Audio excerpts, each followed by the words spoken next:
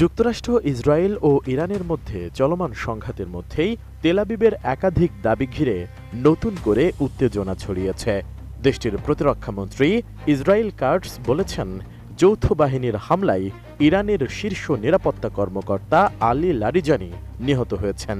একই সঙ্গে বাসিজ মিলিশিয়ার প্রধান গোলাম রেজা সুলাইমানিকেও হত্যার দাবি করেছে ইসরায়েলি বাহিনী। কাটস জানিয়েছেন, এই হামলা অব্যাহত থাকবে। ইরানের শীর্ষ নেতাগুলোকে টার্গেট করে কিলিং মিশন চালিয়ে যাবে ইসরায়েলি বাহিনী। এদিকে কাতার ভিত্তিক সংবাদ মাধ্যম আল জাজিরা বলছে, ইরানের শীর্ষ নিরাপত্তা কর্মকর্তা আলী লারিজানি নিহত হয়েছেন বলে ইসরায়েলের প্রতিরক্ষা মন্ত্রী ইসরায়েল কাটস দাবি করেছেন।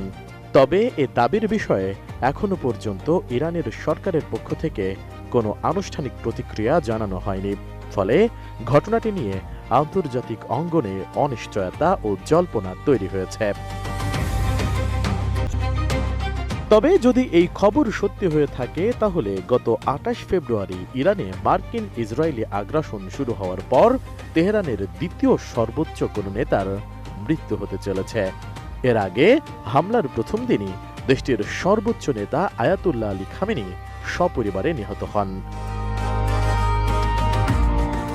দীর্ঘ কয়েক দশক ধরে আলী লারিজানি ইরানের ক্ষমতার কাঠামোয় একজন প্রভাবশালী ও তুলনামূলকভাবে বাস্তববাদী মুখ হিসেবে পরিচিত ছিলেন।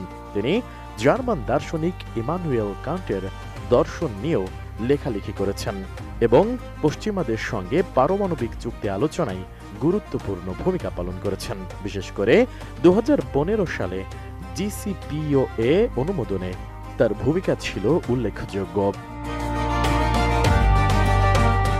১৯৫৮ সালের ৩ জুন ইরাকের নাজাফে এক প্রভাবশালী পরিবারে জন্মগ্রহণ করেন। তার পরিবার ইরানের রাজনীতিতে এতটাই প্রভাবশালী যে একসময় তাদের ইরানের কেনেডি পরিবার বলা হতো। তার বাবা মির্জা হাশেম আমলি ছিলেন একজন খ্যাতিমান ধর্মীয় পণ্ডিত। এছাড়া তার পরিবারের সদস্যরা বিচার বিভাগ এবং গুরুত্বপূর্ণ রাষ্ট্রীয় প্রতিষ্ঠানে দায়িত্ব পালন করেছেন, যার মধ্যে রয়েছে অ্যাসেম্বলি অব এক্সপার্টস। লারিজানির পারিবারিক সম্পর্ক ছিল ইসলামী প্রজাতন্ত্রের প্রতিষ্ঠাতা রুহুলুল্লাহ খামেনির ঘনিষ্ঠ মহলের সঙ্গে।